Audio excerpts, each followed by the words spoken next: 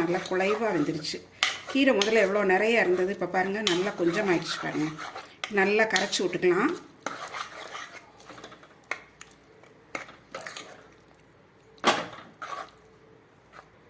நான் இன்னும் அடுப்பு திரும்ப பற்ற வைக்கல.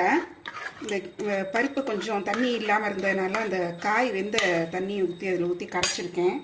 அதுக்கப்புறம் இந்த மிக்சியில் அரைச்ச மசாலா அது கொஞ்சம் கழுவி வச்சுருந்தேன், அந்த தண்ணி இதில் ஊற்றுறேன்.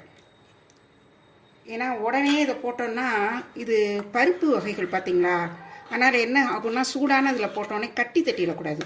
அதனால் அடுப்பு பற்ற வச்சுட்டு கரைக்காதீங்க.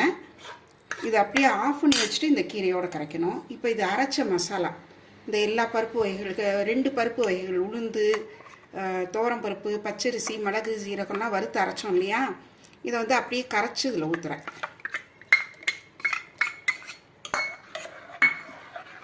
திக்காக இருக்கு இல்லையா, இன்னும்